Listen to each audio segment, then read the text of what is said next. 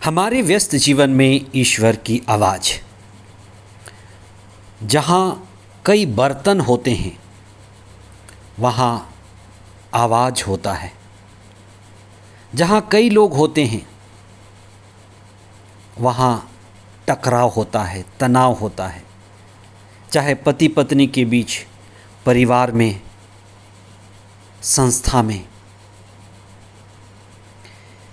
ऐसे ही ईसा का एक प्रमुख शिष्य पेतरुस का अनुभव रहा होगा, जो ईसा के द्वारा ईश्वर का वचन सुनते थे, ईश्वर के राज्य की छवि, जहाँ हमें क्षमा देना है, दया और करुणा दिखानी है। और ईसा संत मत्ती के सुसमाचार में अध्याय 5 पद संख्या 43 में कहते हैं कि अपने शत्रुओं से भी प्रेम करो, अपने अत्याचारियों के लिए भी प्रार्थना करो। ऐसी बातें सुनकर पेतरुस विचलित हुआ। क्या ये व्यवहारिक है? उसके जीवन में भी चाहे दूसरे शिष्य रहे हों या कोई रहा हो जो उसे बार बार परेशान कर रहा था, ऐसा मालूम पड़ता है। इसलिए वे ईसा से पूछ बैठते हैं, गुरुवर, अगर कोई मुझे बार बार परेशान करे, मेरे विरुद्ध बुराई करता जाए, तो मैं उसे कितनी बार क्षमा करूं? शायद कोई व्यक्ति था, उसके नाक में दम करके रखा था और संत पेतरुस गिन रहे थे, 1 2 3। पर ईसा ने पेतरुस को जवाब दिया, पेतरुस 70 गुना 7 बार तक, 70 गुना 7 बार तक। इसका क्या अर्थ है? इसका अर्थ है असंख्य बार, गिनती नहीं करनी है, क्षमा देते जाना है। क्षमा देना गणित नहीं है, क्षमा देना प्रेम का हिस्सा है। और प्रेम गणित नहीं है, प्रेम गणित के आगे है। जो वास्तव में प्रेम करता है उसे गणित का हिसाब भूलना पड़ेगा। इसलिए प्रेम करने वाला व्यक्ति साहसी है, जो शब्द पर नहीं, भाषा पर नहीं, गणित पर नहीं, पर उसके आगे जीता है। प्रेम की कोई सीमा नहीं होती, प्रेम असीम है, सीमा रहित है। प्रेम की कोई सीमा रेखा नहीं होती। कई लोगों के लिए क्षमा देना एक समस्या है। कोई घटना घटी, दुर्घटना हुई, मनमुटाव हुआ, क्षमा नहीं दे पाते हैं। कई बार लोग टूट जाते हैं पर क्षमा नहीं दे पाते।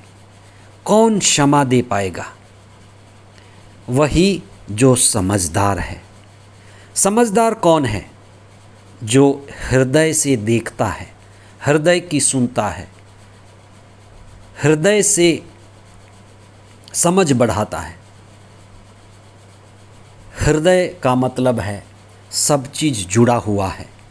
इस संसार में सब चीज़ समग्र है, एक है। एकम सत विप्रा बहुधा वदंती। ईश्वर भी उसी एक का रूप है। और जो प्रार्थना करता है वह उस एक को समझ पाता है कि मेरा भाई मेरा ही भाई है, शत्रु भी भाई है, शत्रु भी बहन है। और जो प्रेम से संचालित होता है, आत्मा से संचालित होता है, वह दूसरे में भी अपने को ही देख लेता है। इसलिए प्रेम गणित नहीं है, प्रेम की भाषा ही अलग है। इसलिए कबीर जी ने कहा है, 2.5 अक्षर प्रेम की पढ़े। 2.5 अक्षर प्रेम शब्दों की भाषा के आगे है। प्रेम विद्वानों के लिए नहीं है, प्रेम प्रेमियों के लिए है, कवियों के लिए है, जहाँ हमेशा झुकाव है, समर्पण है। 2 बुद्धिजीवी आपस में प्रेम नहीं कर सकते, चाहे वो पति पत्नी हो। दो बुद्धिवादी प्रेम नहीं कर सकते, ऐसा होता नहीं है। आप हमेशा देखेंगे दो में से एक झुकता है, मूर्ख बनता है और उसी में आनंद है। प्रेम में बुद्धि को विराम देना होता है। एक हमेशा हारता है और उस हारने में ही आनंद है। जो प्रेम में उतरेगा वह हिसाब नहीं रख सकता। माता पिता जो प्रेम के प्रतीक हैं, माता पिता से उत्पन्न बच्चे जो प्रेम के प्रतीक हैं, माता पिता उनकी गलतियों को कभी लिख करके नहीं रखते। सच्चा गुरु कभी गलती लिख करके नहीं रखता। वैसा ही है ईश्वर का प्रेम, ईश्वर की क्षमा, करुणामय, श्रद्धा योग्य। और जो ईश्वर संग है, आत्मा संग है, प्रार्थना में है, आत्मा में है, वह व्यक्ति दया कर पाता है, क्षमा दे पाता है, करुणा से द्रवित होता है और अकारण भी श्रद्धा दिखाता है। वही है 70 गुना 7 बार। कुछ लोग ईसा को गिरफ्तार करने आए थे। ईसा के एक शिष्य ने शत्रुओं के कान काट दिए। ईसा ने कान को लेकर के उसे जोड़ दिया और कहा, अपने तलवार म्यान में रख लो। ऐसे लक्षण, ऐसी प्रवृत्ति, अपने मरते समय 2 डाकुओं के बीच उसको क्षमा देना, अपने शत्रुओं को भी क्षमा देना, ये मसीहियों का लक्षण है। ये ईश्वर के राज्य में होने का लक्षण है और यही हमारा असली स्वभाव है। आज के पहले पाठ में जोशुआ अगुवाई करना शुरू करता है, जो प्रार्थना करने वाला व्यक्ति था, आत्मा से भरा हुआ था और वह संधि की मंजूषा को अपने समुदाय का केंद्र बनाता है।